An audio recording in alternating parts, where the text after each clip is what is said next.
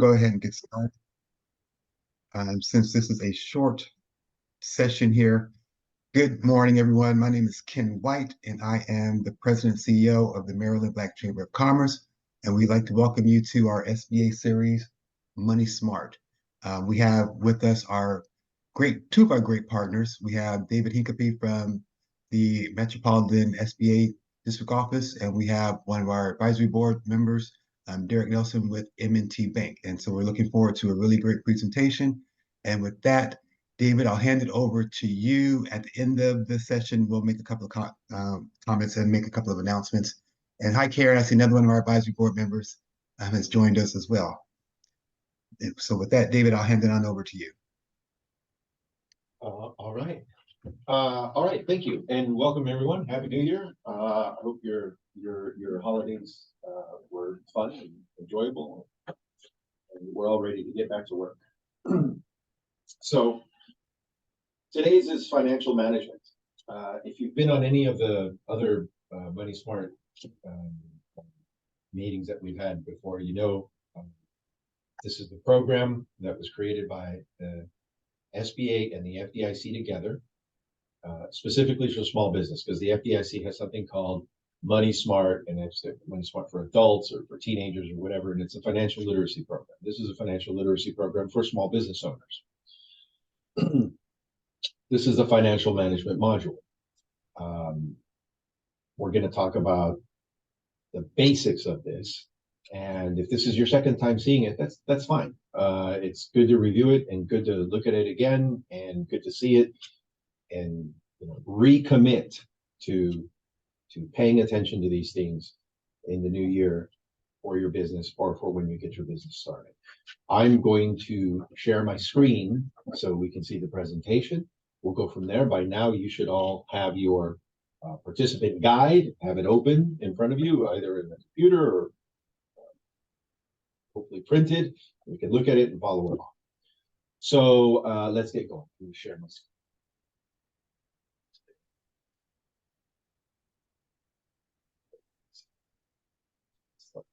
Sure. All right, so let's go back to here. I'll be moving through these pretty fast because really this is most of the utility of this is in the conversation that we're going to have about this. One thing, if you have any questions, do we have Q&A enabled, or do we use the chat for questions? Well, I think we'll need to use the chat or we could do raise hands when you're done. Okay, and there's a hand raising thing that we'll be able to see from here. Yes. Okay, so if you do have a question, you want to raise your hand right away, just go ahead, and then we can do the question now. All right, so the objectives of these here. Look, we want to explain the concept of what's financial management and identify some basic practices and some rules and some tools that people use, and explain the practices and how the tools work. We want to look at financing basics for a small business, which is why we have Derek here. He's a banker from M&T Bank, which is the #1 SBA lender in terms of volume in the Washington metro area district office of the SBA, right? Startup financing for a growing business, financing working capital, and financing fixed assets. And we'll get into what those things mean. Okay. So why does this all matter? This all matters. And I like that the first thing listed here is the thing that I have recommitted to as the most important thing for new or young or for owners of young businesses, right? Less than 5 years old. Profitability. If you're not making a profit, it's not a business. You're just moving money. All you're doing is getting money from customers so you can pay your vendors. There's nothing left over, you don't have a profit. So you might ask yourself, why am I doing this if there's no profit? Profitability. So financial management allows you to get to profitability and to see what is happening with the money, the flow of money in and out of your business, and to see how do I get to a profitable business. Now, you can also use it for forecasting growth. You will not be able to know how to grow if you are not looking at your financial management. And this is not a trivial thing. Before this meeting, at 9 this morning, I had a call with an entrepreneur. He's actually been in business for 5, going on 6 years. And he's still learning and he's growing. He's a federal contractor, a veteran who got into contracting. Was not doing a whole lot the first 2 years, but it's starting to grow and everything. And along the way, he has paid some attention to financial management, but not enough.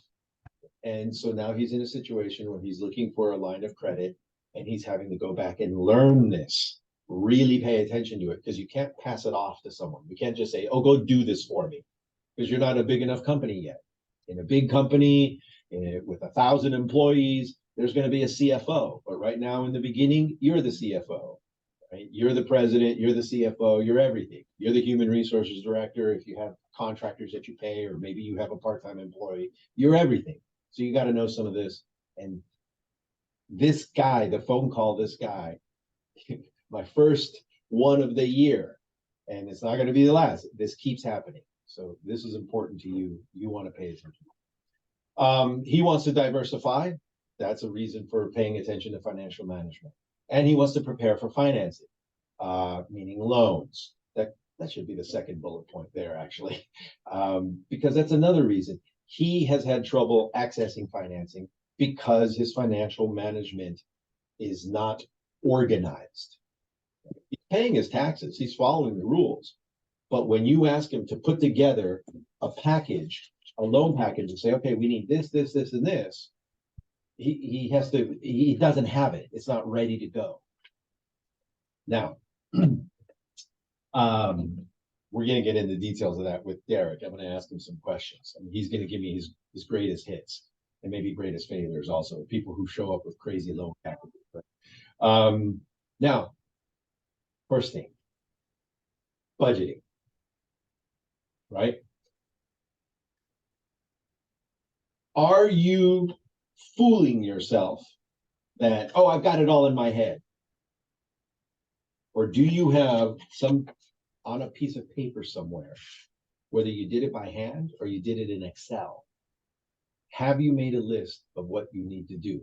In your participant guide, I think it's on page 8, there is a basic budget with some categories in there.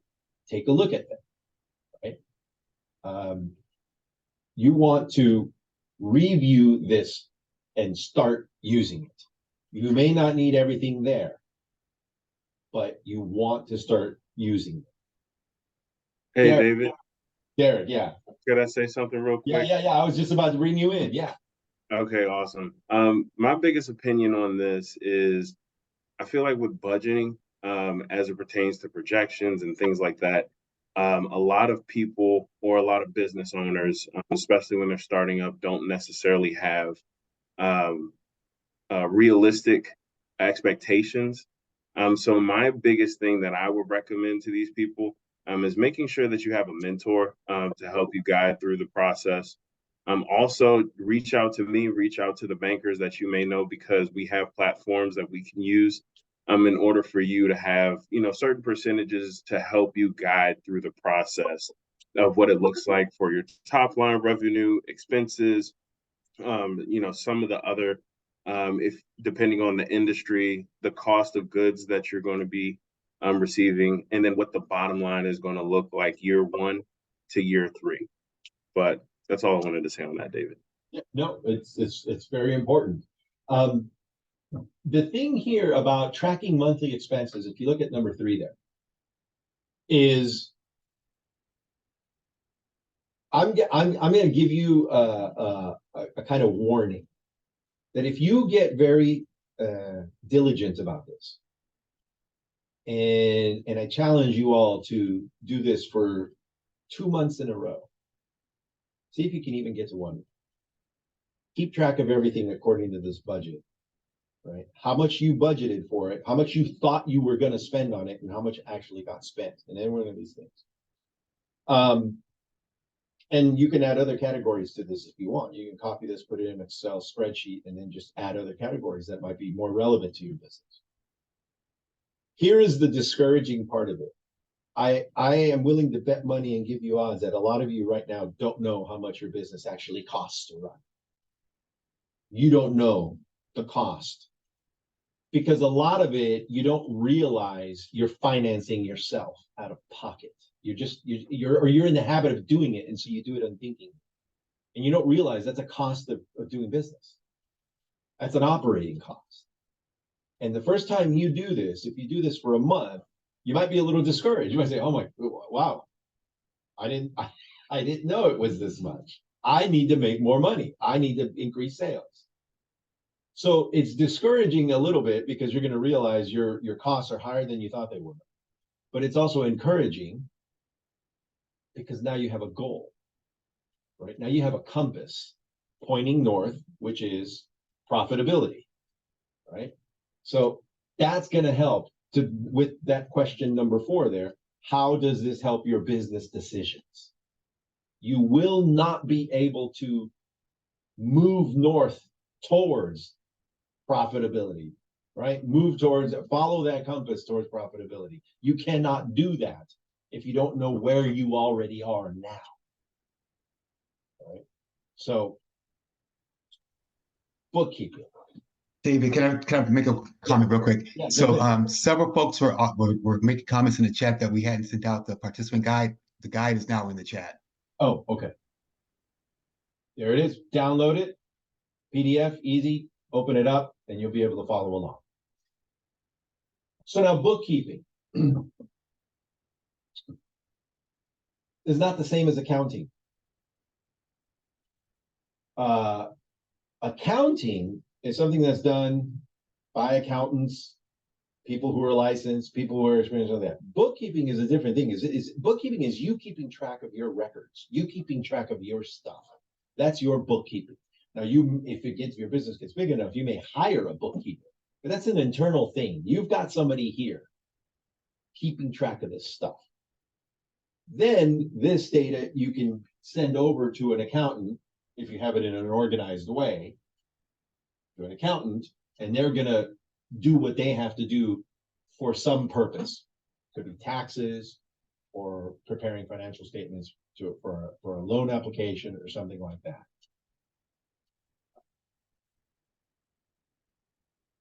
You must get in the habit and must realize that this is part of the work. You want to own a business, you want to run a business, it's part of the work. Just as essential as going out and selling, as talking to vendors and suppliers and negotiating a good deal for that, just as much as marketing, it's just as important. It's part of the work.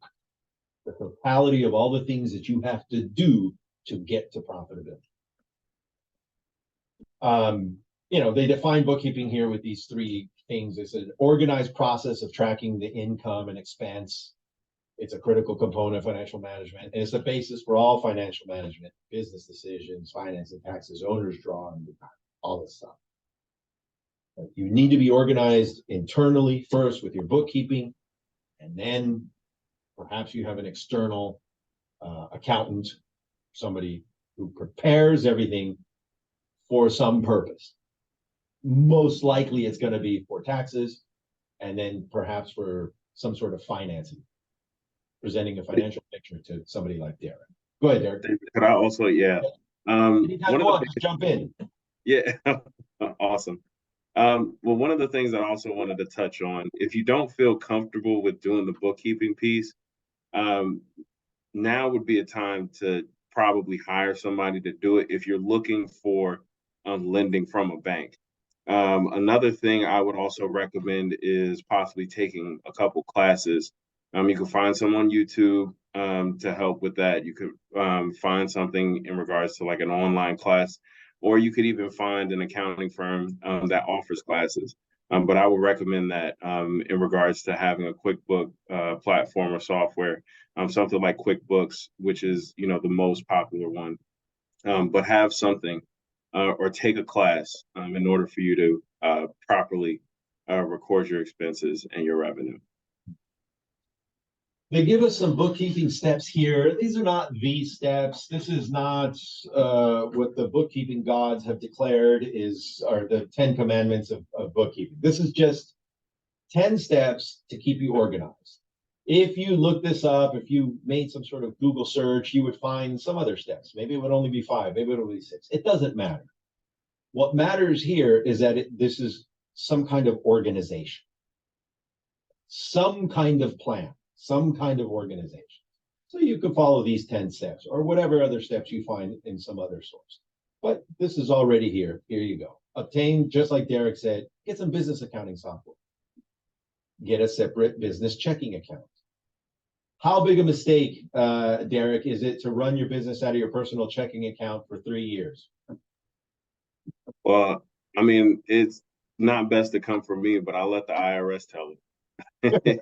It'd definitely be an issue if you get audited. So make sure that you keep your business expenses separate from your personal expenses as that pertains to, the expenses of the business and also the sales that come in as well.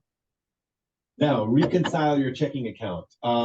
This is a little different from the first time I remember my dad taught me how to reconcile his the family checking account. I was so young. I remember I was in 3rd grade. I remember what grade I was in. I was in 3rd grade, so I was 8 or 9 years old, and he showed me what I had to do. And that was the days of you get all your checks returned by the bank when people still use checks, and they send them back to you, and then you have your checkbook register. And he said, "Okay, you got to reconcile this." And he explained to me what reconcile means and make sure everything matches so that what showed at the statement, this is how much money was in on this date, matched what was in his checkbook, right? The bank's records matched his records. That was bookkeeping. That was for personal use, right? Personal bookkeeping. That was him saying, okay, my internal records, my checkbook register shows this. It's got to match what the bank shows. And if it doesn't match, either I made a mistake or the bank made a mistake. Right? And now I'm keeping track. Right? So they're saying reconcile your checking account with your business as well. Make sure everything matches. Track sales. Deposit all the sales if they come in the form of cash. Right? So first 5 steps. Next, write business checks for business expenses. Don't pay it some other way. Be very strict. This is a business expense. I'm going to pay for it through my business checking account. If you're going to get a separate business credit card, if you're going to get a credit card or you intend to use one for some purchases, then get a separate business credit card. Don't get one. Don't use your personal one. Don't mix it. You pay your business expenses first and generate and use your profit and loss statement, or sometimes called an income statement. And you pay yourself with owner's draw. Now, I want to ask Derek for his opinion on some of this. We see this, for example, in people in the 8A program, businesses in the 8A federal contracting program, and they have to give us financial statements every year if they're in the program, and we review their stuff. And one of the things that we look at is, and one of the requirements of the program is you can't overpay yourself. Even if you're a business owner, if you're paying yourself too much money and not enough money is going back into the business to maintain it and expand it, grow it, that's a sign. That's a red flag that this business might run out of cash and thus might fail. And it's funny you said that. I actually had something to say about this, especially when a business is newer. Some people don't typically take draws until their 2nd or 3rd year, because all the money is kept in the business so that it can run properly and operate as the projections say that they are. So just be mindful of that, because if essentially we see at the end of the year that you're in the negative, then we have what's known as a debt service coverage ratio. And Ken loves this word, but basically for every dollar that we're able to lend to you, we would like to see that the business can pay $1.25 back to us. So if it doesn't reach that, and I know it's lower based off of SBA, but conventionally, if it's lower than that, we will not do the deal. There has to be a lot of holes that we have to jump through, and the underwriters typically won't appreciate that. So, just wanted to say that.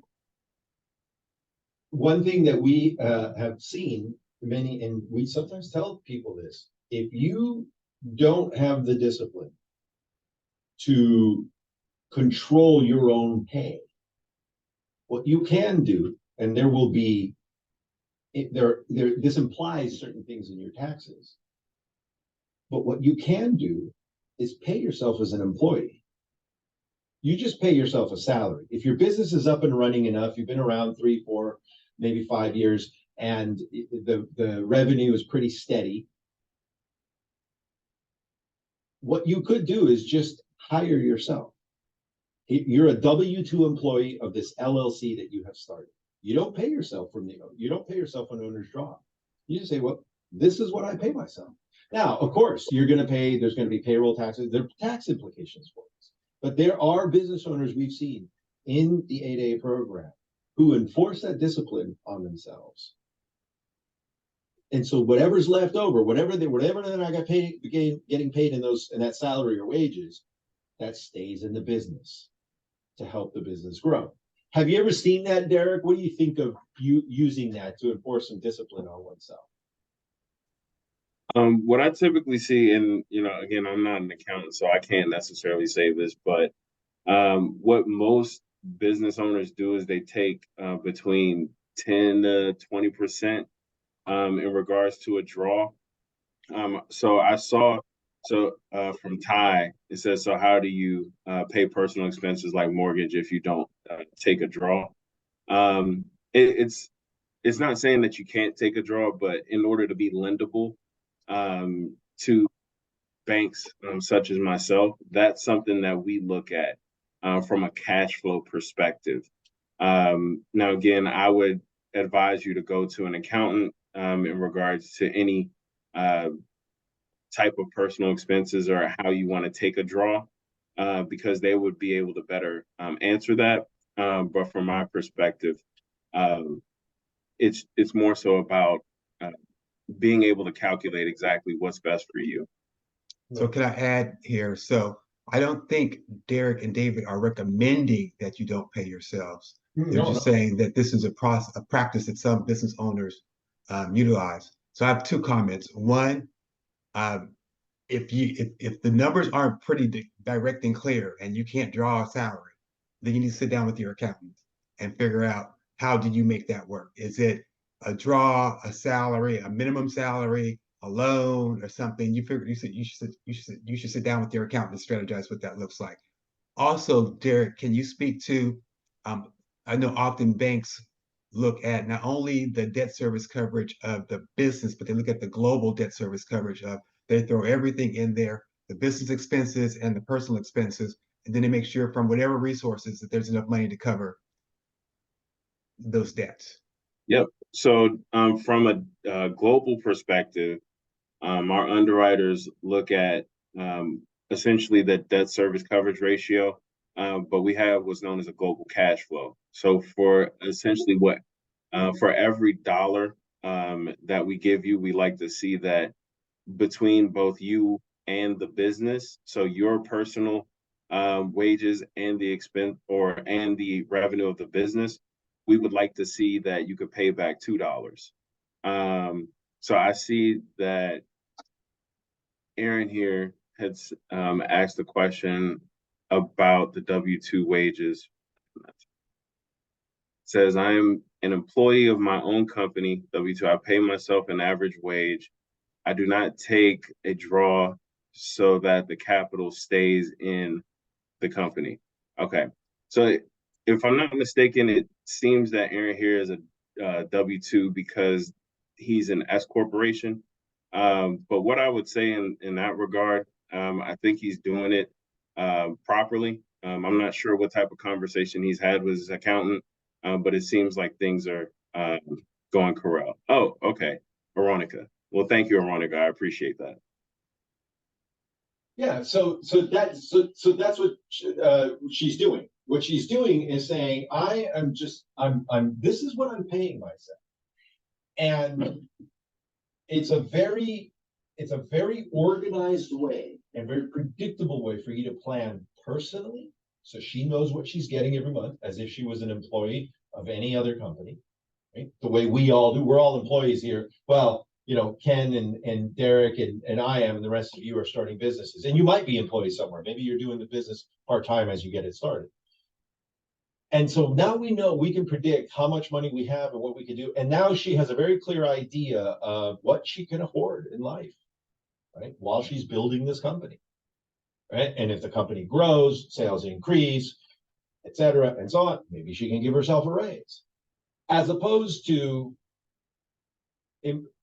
having the discipline every month to say, well, I'm only going to take this much for my owner's draw, because there is a temptation, and I know there's a temptation because I've seen the financial statements of businesses in the 8A program, where you can see that the draw goes up and down and up and down, and sometimes it fluctuates a lot.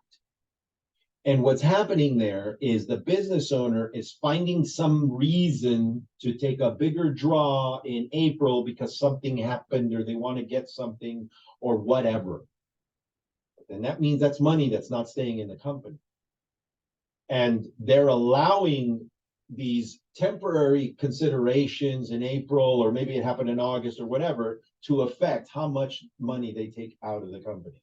Whereas Veronica, what she's doing, she's saying, nope, this is how much I take out every month to pay myself. That's it. That means maybe I can't take a vacation for the first 3 years that I start the business, which, by the way, it's pretty normal. Maybe I can't buy a new car now. There's all kinds of things that I cannot do now because I know that this is my salary and everything else stays in the company to help it grow. And I think that's key. Veronica, she made a very funny comment. She goes, "I pay myself an average wage." Yeah. So that's the key spot. Making sure that you don't have excessive debt, and and that you're not getting ready to go buy a new house. And you don't need to upgrade your Mercedes, right? and the family home, down in South Carolina. So these are things when you talk about budgeting and making sure everything. Most people make sure they eliminate as much debt as possible. So if they're not taking draws, or if they're taking a minimum salary, that they can live off of that income until the company grows to a certain level. The psychological temptation is powerful, but you're not a mogul yet. Right? Yeah, just remind yourself every time you think, oh, I need more for my draw while I'm starting the business, I need to do that. Just remind yourself, this is an extreme example, like, what kind of house does Warren Buffett live in? He's famous for this, right? The guy's a gazillionaire. He didn't go out and buy that stupid mansion that Bezos bought, across the Potomac over here, right? He didn't do that. I have to share a funny story. So I went and sat with a client, chamber client, like 2 weeks ago, and they've been turned down for it from every resource possibly known to man in the state of Maryland. And so I went to sit down with them and to figure out what was going on. And so I'll just give you one example of what they were doing wrong. Was they were getting turned down literally by every financial institution, banks and non-banks. They had a summer home that they don't rent out. And I said, no, you can't have a summer home in Florida that you don't even rent out as an Airbnb. So I'm like, you're gonna have to come to realize here, have that talk. You're not in a position. Clearly, your financials are telling you you're not in a position where you can maintain a summer home. They're about to lose their business because they can't get financing. But you have a summer home that's sitting there 9 months out of the year, and you're paying expenses on it. Right. And yeah. Oh, and even more complicated, if the summer home wasn't completely paid off, that means you got a mortgage payment for it, and you're not even exactly. When I first was talking with them, I thought the summer home I thought the other home in Florida was a income generating home. And then as the conversation went on, it's like, no, that's our vacation home. I'm like, you aren't in a position to have a vacation home. Go on vacation yet. the most successful entrepreneurs that I've met, right? And I'm not talking about, those unicorn tech companies. I'm talking about somebody who goes out and builds a business that's doing 10, 15 million a year in revenue. That's a lot of you would love to get to that. Those people that they didn't take vacations for the first 5 years, right? So something to keep in mind. All right, financial management software. Easy to organize and complete daily accounting tasks. That's the whole point for them. That's why you get it. You get it to automate or to make more easier for you to do these basic tasks so that you can keep that discipline, do that bookkeeping, right? Now, once you learn how to use it, the software, you can create all these reports. Another thing about accounting software that I've noticed is most people learn, if you imagine the accounting software as being as having a user manual and with a bunch of pages, what people learn is the first 2 pages. So they learn how to create the categories and they learn how to export it so that they could send it to their accountant. But they don't learn how to do the accounting reports, such as cash flow statements. They don't go to page 3 to learn how to do that. That could be very useful to you. So the financial management software is really going to, in a sense, is only as good as your knowledge and expertise with it. It's a tool, and you have to learn how to use a tool and put some time into it and learn what it can do for you.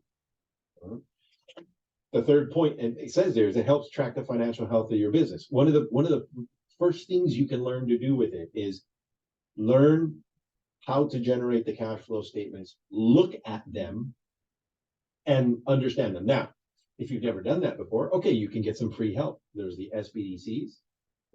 These are the ones that are partly funded by the SBA. The SBDCs, that means the Small Business Development Centers, the Women's Business Centers, the Veterans Business Outreach Centers, if you're a veteran, and the SCORE Business Mentors. Any one of those, you can go talk to the business advisor or a SCORE mentor, say, I want to learn a little bit about this.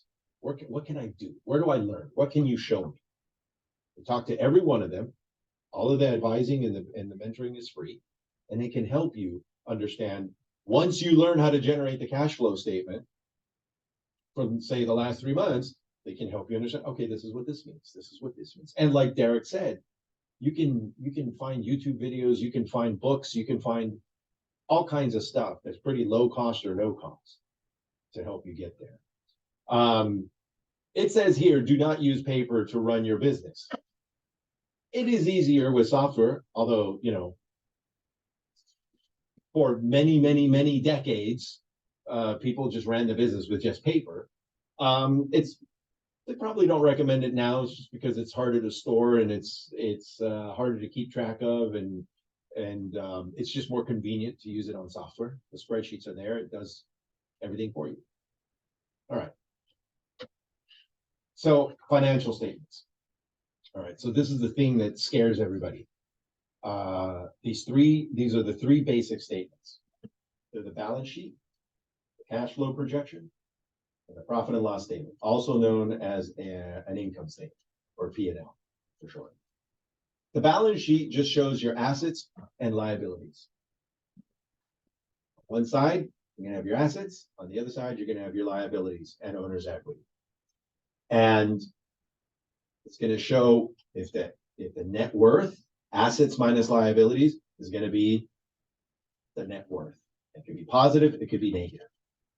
Everything you owe, subtracted from everything that you own, everything of value you have in the business. The cash flow projection just shows the movement of cash only, not when people pay you.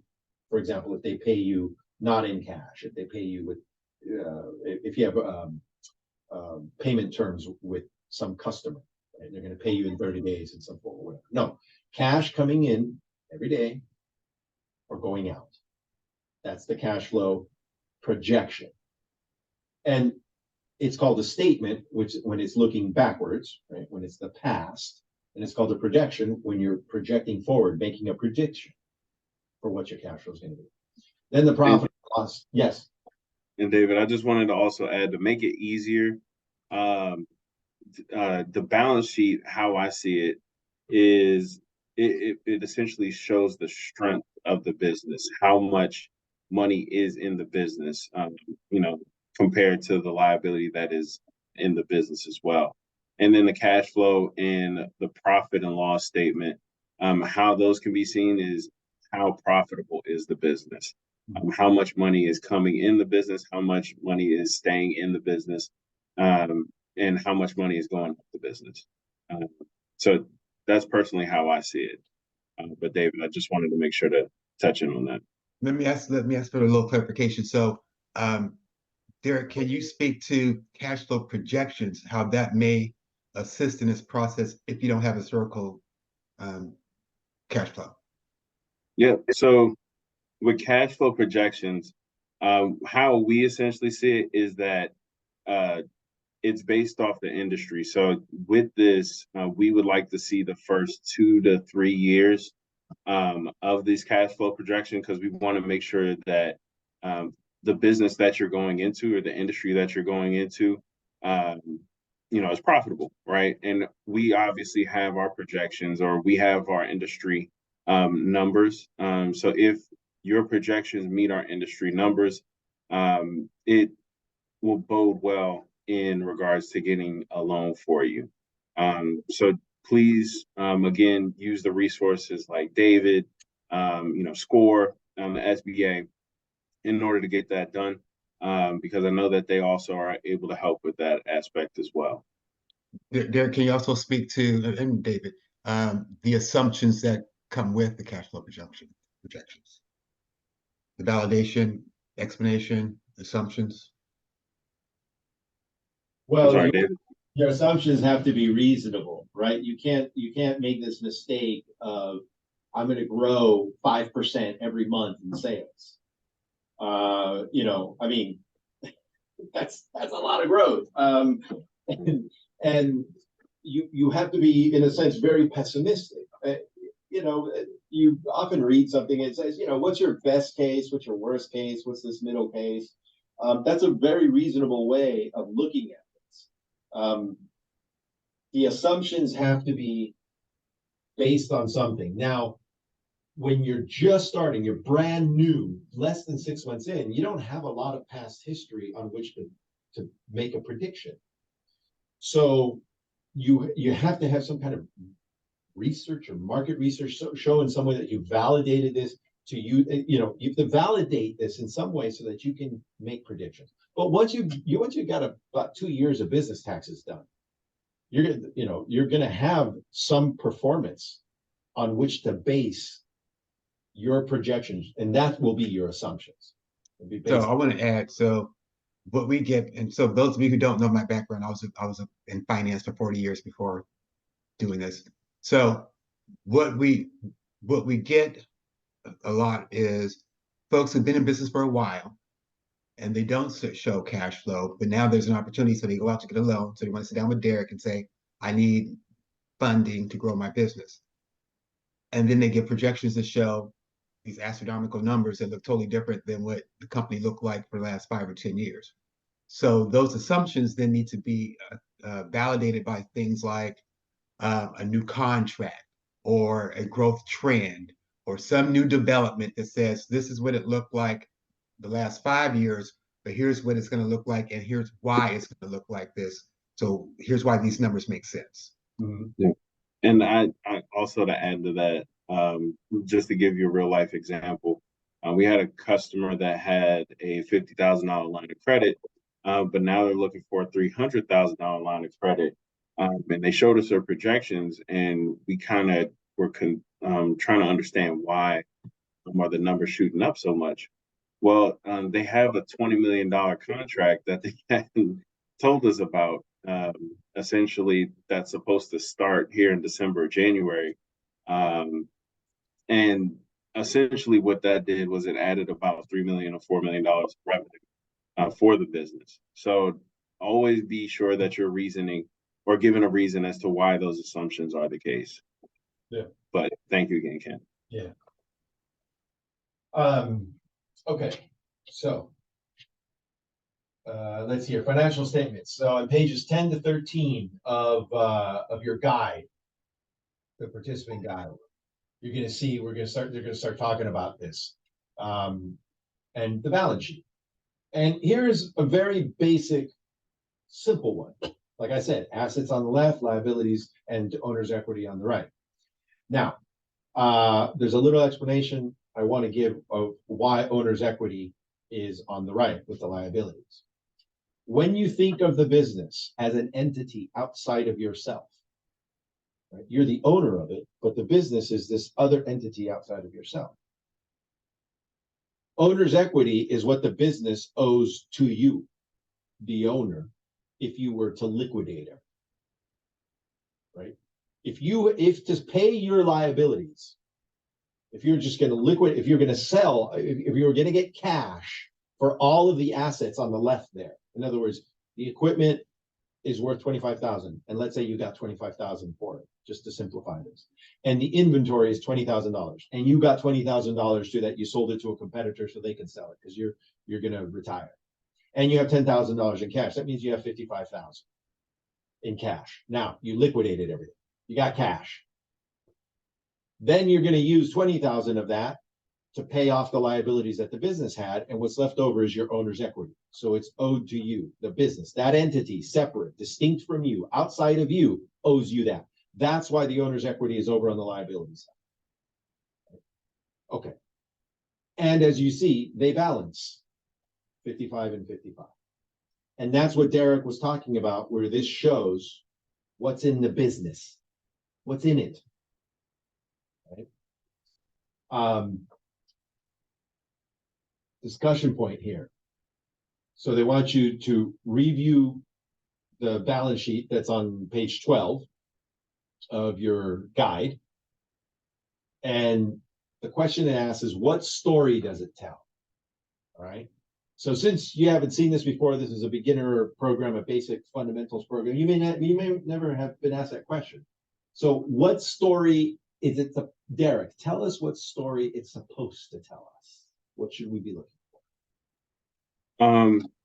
So what we typically like to look at is the current assets. The reason why is because current assets is the money that you have either on hand or the money that is expected to turn into liquid cash, or money that is expected to turn into liquid cash, or assets, right, that are expected to turn into liquid cash within a year. Then after that, we'll look at the non-current assets.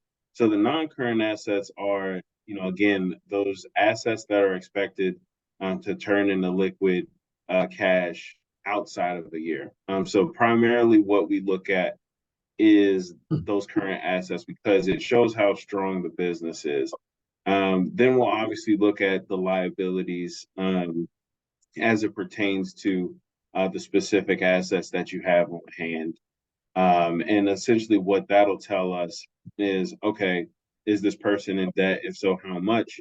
And, are they levered, meaning that they don't have, they essentially can't take out a loan with us because they have too much debt? Or is it a strong business, right? So, again, those are the few things that we'll look at. But everybody should mainly focus on that current assets piece when it comes to a balance sheet. I want to elaborate on that current assets thing. So if you see, he's talking about, when he says liquidity, liquid, it means cash. And so cash, all right, that's already liquid. Accounts receivable, there's none there. But if you have accounts receivable, meaning you have customers who owe you money and you're expecting them to pay you within 30 days or whatever, let's say there were some accounts receivable, that means that's cash. That's the account receivable is an accounting entry that's going to turn into cash within 30 days when they pay you, right? Inventory is obviously stuff that you're intending to sell for a profit. So hopefully you're not keeping your inventory longer than a year. That's why that's why they put it in the current assets. It's an asset. An asset is a thing that can be turned into cash, or that you receive cash from. For example, that vacation property that you can rent out at Airbnb, it's an asset. It is generating cash for you, income that's coming in whenever somebody rents. Or in the case of the inventories are going to be sold and turned into cash. That's why they're an asset. Okay. And that has to be higher than the liability, than the current liabilities. Current liabilities are everything you owe within this year. You're going to have to pay that within this year, right? That's what they're looking at, the health and the strength. Right? That's the story it should be telling you. Right? And so now that you know that, you all listening can look at this and go, well, what story does it tell about this company? Right? I'll add too that a lot of lenders, when I was a lender, I went to this document to see what collateral I had available. So the two things I looked at was I went to this and a personal financial statement to see what collateral I had available, and then I had to work backwards from there. Yeah. Because an asset, the collateral, there might be some asset here that could be used as collateral, right? Whether it's property or certain kinds of other fixed capital, meaning just big pieces of equipment or stuff that is not going to get used up within a year. That's fixed capital. Usually that means a building or land or something, but it could also be certain kinds of equipment and machinery, capital equipment. Yeah, and also if it's not found in the business, what banks will typically do is they'll go for the personal assets. So be mindful of what you have in the business and how strong your balance sheet is. That's the global cash flow that they're looking at. Is they're saying, okay, well, in the business itself, it's not quite good enough for me to feel comfortable lending them this money or creating this line of credit. But let me see what they have personally. Oh, you have a vacation home. Well, that's interesting. What's the mortgage? Oh, you've got it paid down a lot. So you've got a lot of equity in that. So that's an asset. So now I'm looking at that as potential collateral for the loan. That's the global picture, meaning outside of the business, or including your financial situation outside of the business, not just the business. Okay. So financial statements, now we go to cash flow. Two primary definitions of cash flow. The balance of cash received minus the amount of cash paid out over some period of time, a week, a month, a quarter, a year, whatever. You can do that cash flow for any period. Another definition is moving cash in and out of the business, as I said before. Cash coming in and out. You have to keep track of that. Now, the cash flow projection is just a financial prediction. We usually use the word statement to say what happened in the past, and a projection to say this is what we're predicting for the future. So you use the assumptions of your past history, of your past performance, to make a prediction about what your cash flow is going to be in the next 3 months or the next 6 months or the next year. What cash is going to come in, what cash is going to come out, right? During a specific time period always. Right? And understanding how it flows through the business, because everything doesn't balance out. Yeah. Cash doesn't come in and go out equally. So you need Yeah. to understand seasonality, startup costs, ramp up costs. You have to figure out how does cash actually flow through, and what are my cash needs to make sure I make it through the season of how those funds come through my business. So like that customer Derek was talking about, so that customer may not have a whole lot of cash coming in for many months until they get their first payments from whatever entity they've got that contract with, whatever government entity, state, federal, whatever. But there's a lot of cash going out for the first 3 or 4 months, because there's cash going out in terms of salaries for employees, perhaps contractors, materials. There's all kinds of cash going out and no cash going in. And that's what Ken means. It's not coming in and out of, it's not like every month the amount of cash coming in is always going to be higher than the amount of cash going out. No, there could be no cash coming in for 3 months. It doesn't mean you're out of business.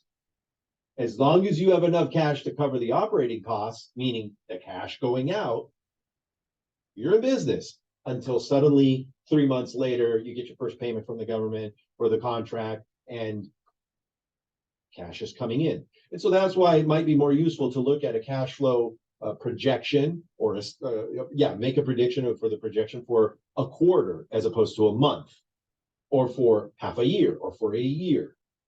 So you can see how it's all happening when, and you can see the timing of when it's happening. When is money coming in? When is money going out? Well, I got 3 employees, so money's going out every 2 weeks. I got payroll, right? So this is the kind of thing that these cash flow projections help you. So sometimes I used to explain to my customers this way. So sometimes people think it's too complicated to figure out the cash flow. And I say, do it just like you do your personal life. You know when Christmas is coming, you know when summer vacation is coming, you know when school starts, you know the big points of the year, you know when the bonus check comes. So it's the same process. Just sit down and just go through the monthly process of what it looks like. Totally the same process, and we all do it, right? Because we're so you think of the way a lot of us do this in our personal lives in this sense. If we're in some kind of job, and maybe it's a job that involves some kind of bonus at the end of the year for performance or something, and so that's a little lump sum that everybody, or a big lump sum that everybody gets at the end of the year. And we're also looking sometimes at, some people do this, they're looking at the lump sum of a refund, right, when they do their taxes. So that's just like a business. Think of it like that is like a business, knowing that it's going to get paid from the government. Like if you're doing contracting from the government, you're going to get a payment in April. You're going to get a payment in December, as if you were a business. So you're doing that already, like Ken said, in your personal life. You're already doing it. You're already planning for, like, oh well, yeah, okay, so we want to go on this vacation. I got to save now. There's money coming in from my salary, and I'm putting this away for here because there's going to be that expenditure in June, and that's going to be a couple of months after I get my tax refund, and so I'll have that. And you're already doing it in your personal life, so now just do it in the business, okay? In a more organized fashion. Let's go back to this. So how can a cash flow projection help? All these things here.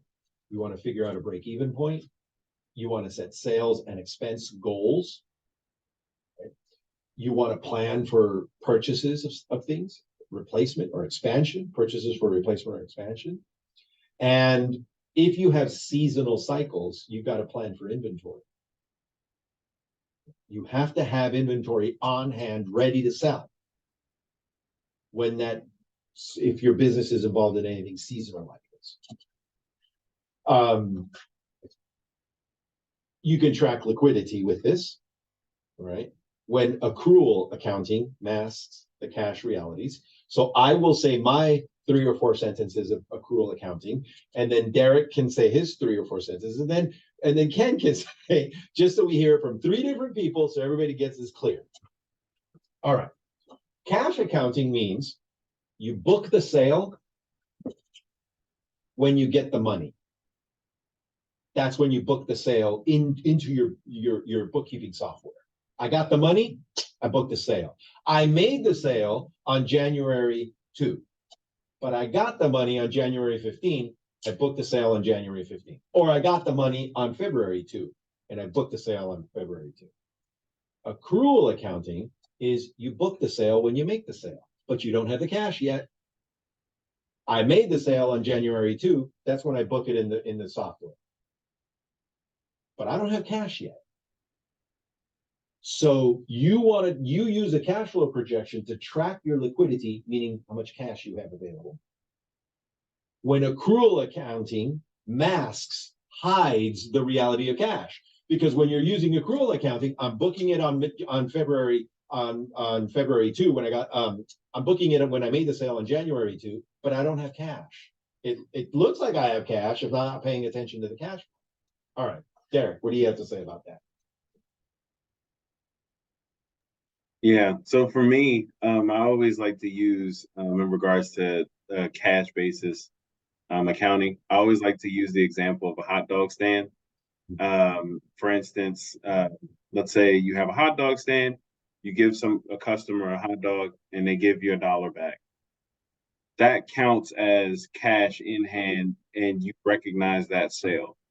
it wouldn't make sense for you to give somebody essentially a hot dog and they say, hey, thanks, I'll pay you back in a week, right?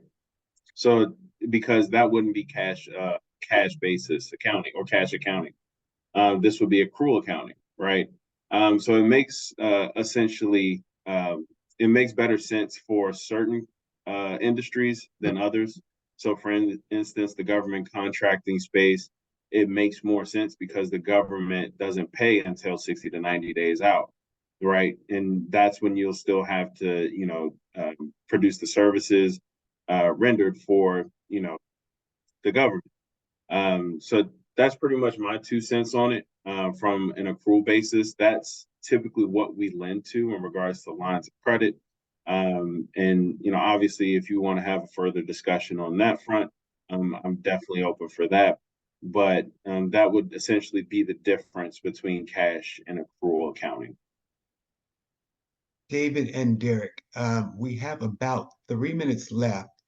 Um, just wanted to let you know. All right, I can go through the rest of this pretty fast, but anybody can get in touch with me if you want to later, and we can talk more about this. And like I said, they're the resource partners. Okay, so talked about that. Now, cash flow projection sample. So this is also in the book there. This is what it's going to look like. You're going to put, whoops, sorry, let me go back here. You're going to put sources of cash. You're going to use that, put in operating uses of cash. You can see in the example here that there's contract labor, wages, payroll taxes, rent, phone, office supplies, all this.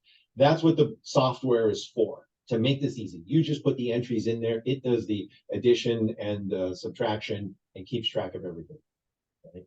And then there's the non-operating uses of cash, right? Because operating, meaning the actual work of the business. The non-operating uses of cash is you're also using cash to pay, for example, a debt. You have a business loan or something, right? Or you're buying equipment, like it says here, etc.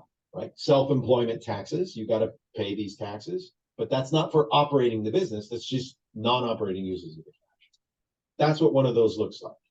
You have an example of it. You can look at it. It's a very simple one. That's your beginner's tool for it. And I'm going to offer that if any of the participants think that you need help or you'd like us to spend another hour or so in how to actually complete cash flow projections or how to read a balance sheet, put a yes or comment in the chat, and we can certainly circle back and add another hour or two into webinars to kind of walk through in great detail how to put together projections and so on. And I'm seeing a lot of yeses come through, and that's great. Yeah. Okay, so we are going to create something in the next 30 days that will help you guys go through cash flow projections and cash flow and understanding balance sheets of profit and loss. We'll make that happen immediately. And so in the interest of not taking too much time from everybody here, because the next thing to discuss, and it's the last thing to discuss here, or the second to last thing, is the profit and loss. And here is what I want to leave you with, since we're at it. Here's the basic idea. Your sales minus what the cost of the goods you sold or the services you sold, the cost to produce them or acquire them and then sell them. That gives you your gross profit.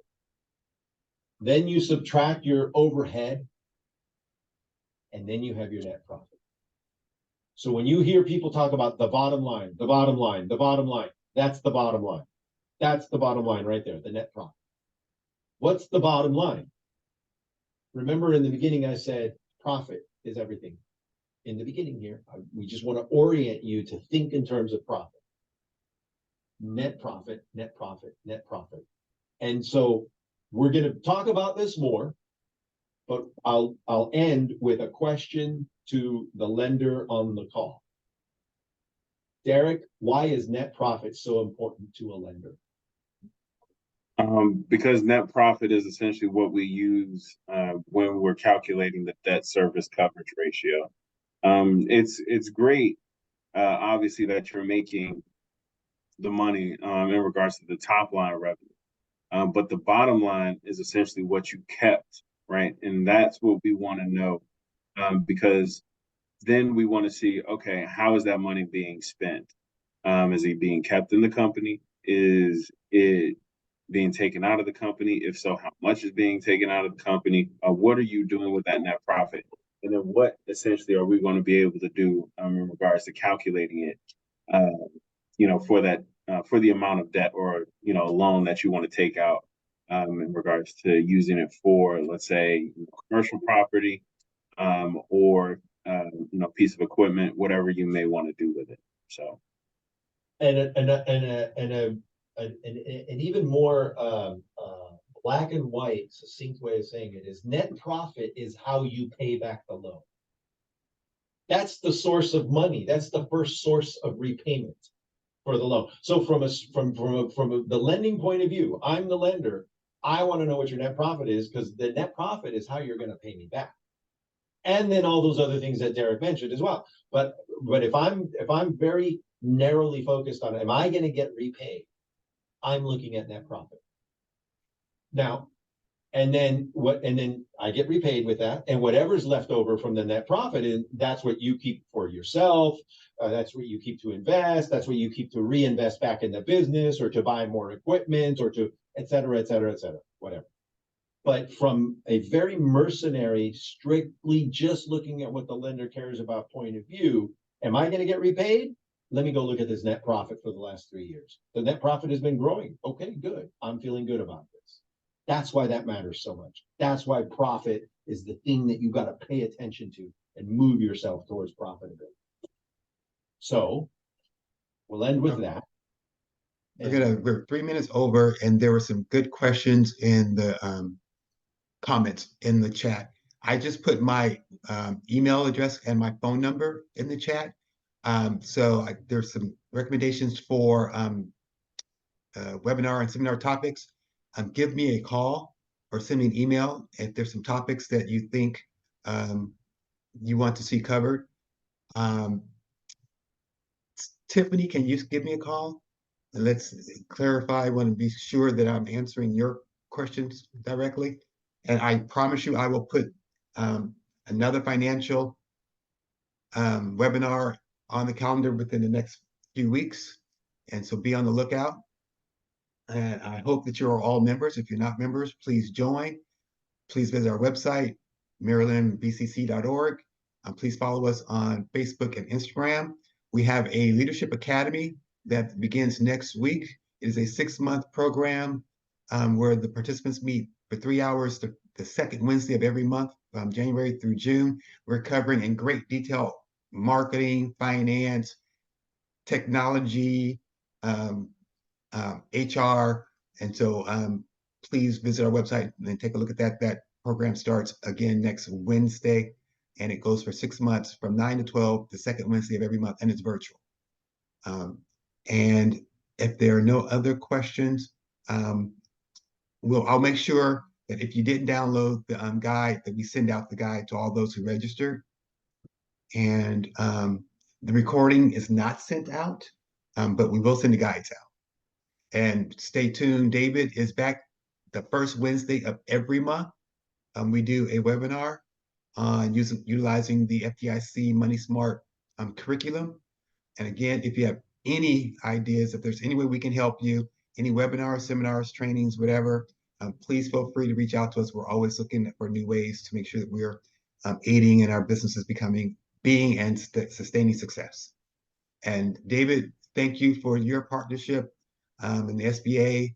Derek, thank you for your partnership, and M&T Bank and all that you guys do for us. And I'll just leave it open real quick. We're 5 minutes over. If anyone has any questions they want to ask real quick, I'll stay on for a few minutes. David, unshare your screen, please. If anyone has any questions, I'll stay on for a couple of minutes. I got time too. Hi, good afternoon. Thank you for this. This is Ty. I was wondering, that program that you mentioned, David, is there a possibility that in the future there could be one with evening hours? Because I still work part-time in the morning. Which program was it? The Maryland BCC, the one that's 6 months, 3 hours every Wednesday. That program is not, but that's a good question.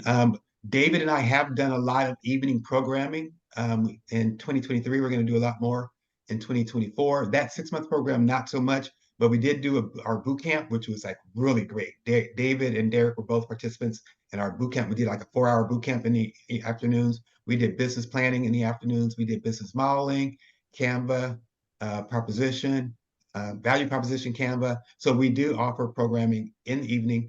A lot of it so far has been in Montgomery County, but we are expanding across Prince George's County for 2024. So Ty, if you want to reach out to me, and if there's anything in particular other than a 6-month program, I can see if we can put it on the calendar, because that's good information to know that there's folks that want to come in the afternoon. David's always wanted to do stuff in person and in the evening. So yeah. And if, by the way, if none of that helps out, you can also get in touch with it. Remember, it doesn't have to be us. You can go to the SBDC, the Small Business Development Center, the Women's Business Center, the SCORE Business Mentors. The stuff we're discussing here is stuff that they can help you with, and they can help you along with. And you should be doing that anyway.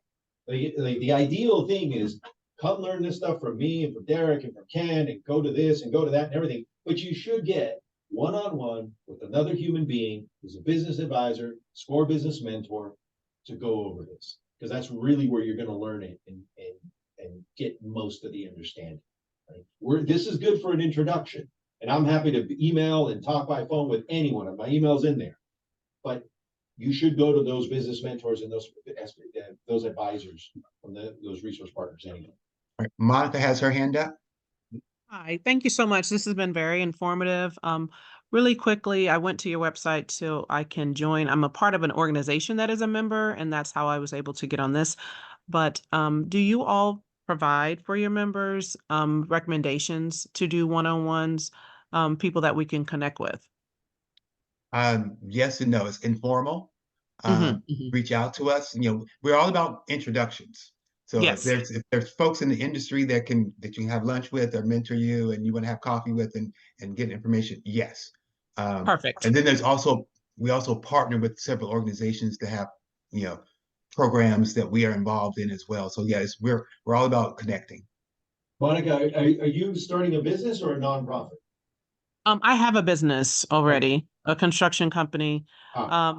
Yes. So Monica, do me a favor, reach out to me, because I have several folks in the construction business, and they're beating up on me to put together curriculum for construction. So you'll be a good person to connect with. One of our advisory members. What county are you in? I'm in Wacomico. I'm on the Eastern Shore. Okay. But I'm licensed in Delaware, Maryland, Virginia, DC, so I don't mind traveling. Okay. I really need you to reach out to me, because I got some stuff that I can help you with.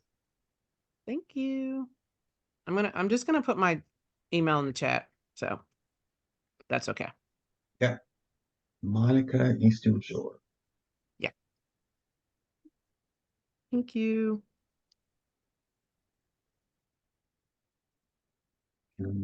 Anybody else have any questions?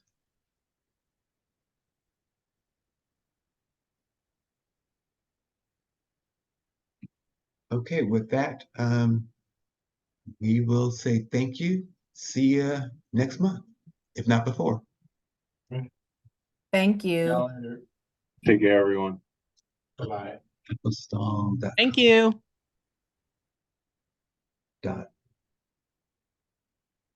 And it's awful. I know.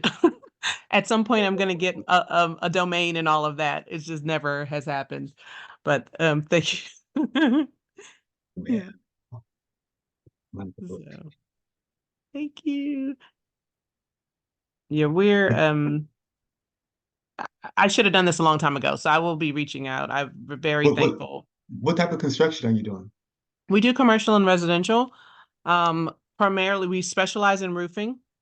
Roofing, okay. We do government as well as, layperson work. And I guess right now we're probably for this year, maybe about 1.7, maybe 1.8. But So we are thinking next Tuesday, we have our annual strategic planning session. And I didn't share this with everyone, but we're statewide, and we've created a Montgomery County Advisory Board, a Prince George's County Advisory Board and a Western Maryland Advisory Board. Okay. And and so we've been contacted by someone over, and I'm not sure. Cambridge is the central location, so I'm not sure exactly where they are, but they want us to set up an Cambridge is advisory about board 40 for minutes Southern from me. Maryland. And they're going to be at our planning session next Tuesday to talk that through, what that looks like. Okay. And I don't know what she mentioned Cambridge. It's someone I've known for like 20 years. And she Mhm. mentioned Cambridge as being a central location. Is that somewhere central for you? Oh, absolutely. It's 40 minutes. Okay. But if there was Easy. something going on, you'd be able to. Absolutely. Okay. Okay. Cool. Thank you. Keep you posted. All right. Have a happy new year. All Thank right. you. You too. Thanks. I think I'm supposed to stop video. Recording.